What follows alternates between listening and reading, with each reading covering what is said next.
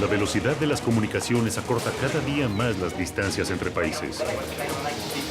Las enfermedades ya no conocen de fronteras. En 2009, algunos países prohibieron los vuelos que provenían de regiones con brotes de influenza. ¿Pero son las enfermedades quienes pueden generar un nuevo contagio masivo?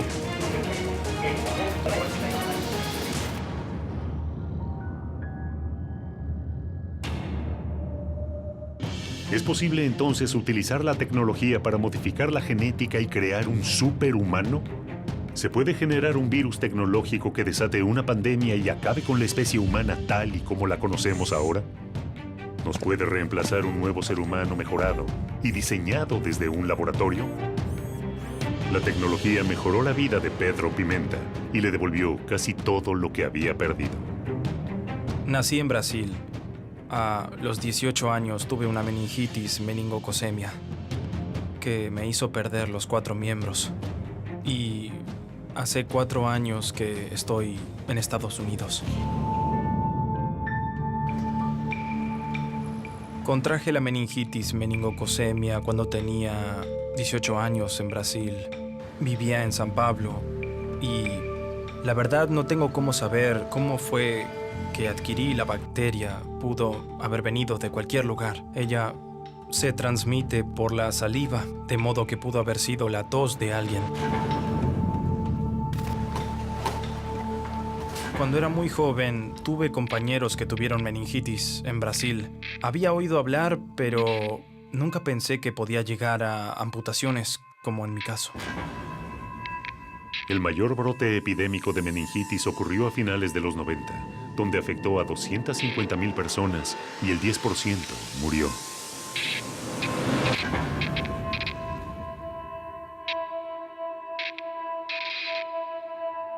Aquel 11 de septiembre de 2009 era un viernes común para Pedro. Se había encontrado para almorzar como hacía habitualmente con un compañero. Comenzó a sentirse mal y fue para su casa. Al llegar, comenzó a tener fiebre y vómitos. Pedro no se sentía nada bien. Ya a la noche, esos síntomas comenzaron a empeorar. Yo estaba solo en casa.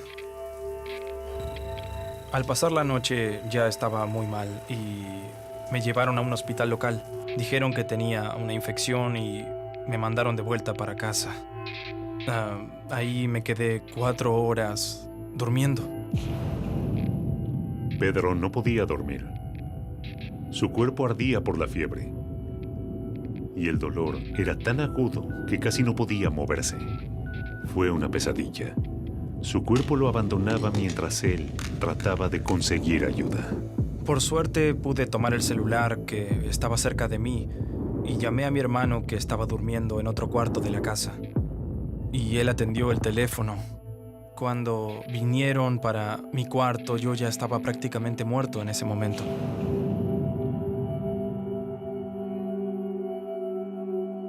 Cuando llegué al hospital ya inconsciente, estaba con muy pocas chances de sobrevivir, menos de 1% de chances de sobrevivir. Fue muy rápido, realmente muy rápido. Me desperté del coma después de una semana de estar en el hospital. Yo no tenía ni idea de dónde estaba porque cuando llegué ya estaba inconsciente.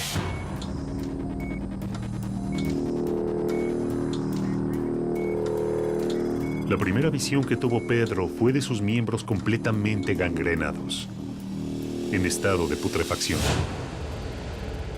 Podía ver parte de mis huesos, mis músculos. Una escena terrible. Cuando desperté del segundo coma, la primera visión que tuve al volver, yo estaba bajo los efectos de varios remedios y todo era muy confuso. Estaba somnoliento y la primera visión que tuve fue de mi cuerpo debajo de la sábana. Pude ver el contorno de mi cuerpo. Y fue un shock porque yo tenía 1,80 m de altura y de repente miré el contorno de mi cuerpo y era pequeño. Fue algo que me produjo mucho miedo al futuro. sumado a aquella realidad, mirando mi cuerpo, fue terrible, terrible.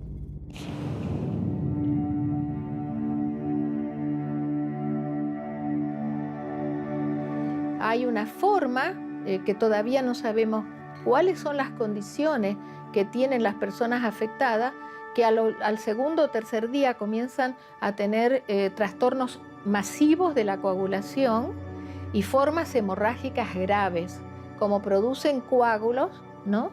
Entonces cierran esos vasitos pequeñitos que tenemos en los pies y en las manos, y por las extremidades comienzan a producirse gangrena, es decir, la muerte de la carne por la falta de irrigación y de oxígeno. Una semana después de ser amputado, llegaría el momento que cambiaría el curso de la recuperación de Pedro. Muy cerca del hospital, en el estadio Morumbí, AC/DC, su banda de rock favorita, tocaba en San Pablo después de 13 años. Yo estaba conmocionado. Fue terrible. Empecé a desesperarme. La primera cosa que dije cuando desperté fue: yo quería ir al show de AC/DC y obviamente no tenía posibilidades de ir. Además, la situación todavía era peor porque AC/DC tocaba en un estadio que quedaba a 2 calles del hospital donde yo estaba. Y 2 semanas antes del recital, mi médico, el doctor Ofir, entró a mi cuarto y me dijo: hola Pedro, hablé con el director del hospital y vamos a liberarte por 2 horas, reservar una ambulancia, vas a entrar al estadio, vas a ver tu show.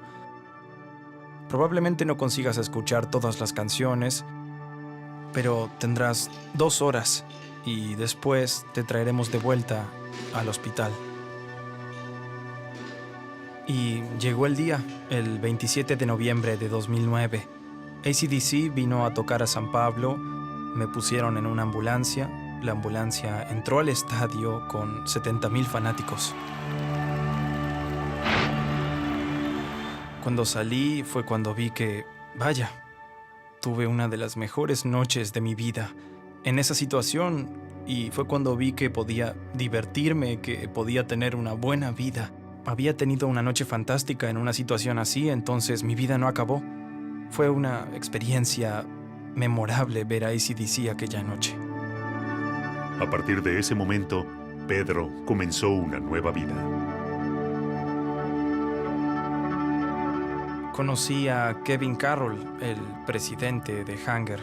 Decidí llamarlo porque yo quería otra perspectiva. Quería saber si era posible abandonar la silla de ruedas y ser una persona independiente sin usarla. Cuando lo conocí, Pedro estaba en silla de ruedas, sin brazos ni piernas. Una de las frases que me dijo que me quedaron marcadas fue: no tienes que adaptar el mundo a ti, tú tienes que adaptarte al mundo. Tiene una computadora dentro de la rodilla, así como también sensores que llegan hasta el piso.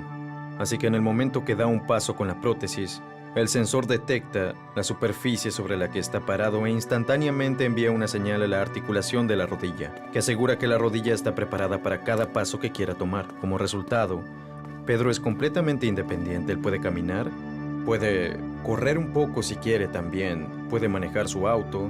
Ha ganado mucha independencia gracias a sus prótesis. En las manos correctas, la tecnología le devolvió a Pedro parte de su vida. Pero ¿qué ocurriría si esta tecnología fuese utilizada por las manos equivocadas? Cuando se trata de la dirección a la que la tecnología está yendo, quién sabe a dónde será que nos lleve. En las manos equivocadas podría ser destructivo. No sabemos eso, solo el futuro nos lo dirá. Y el hombre también es un sistema. ¿Esta poderosa arma creada por el hombre se terminará convirtiendo en su asesino?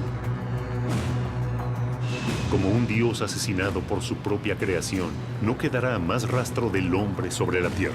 Hace poco más de un siglo, la teoría de la evolución determinó que el Sapiens sapiens, nuestra especie, se había ido formando a la luz de la selección natural. Sin embargo, no se sabía entonces, ni se sabe aún, qué fue lo que gatilló la divergencia evolutiva. ¿En qué momento nos separamos de los primates? ¿Por qué? ¿Fue un evento? ¿Fue una sucesión de acontecimientos? No lo sabemos. Y si no tenemos ese registro, ¿podremos darnos cuenta si se está repitiendo el evento? ¿Sortearemos como especie una nueva selección o alguien cambiará nuestro destino? ¿Esta nueva escalada tecnológica llegará a poner en manos de las máquinas el destino de la humanidad? Toda especie tiene un enemigo natural.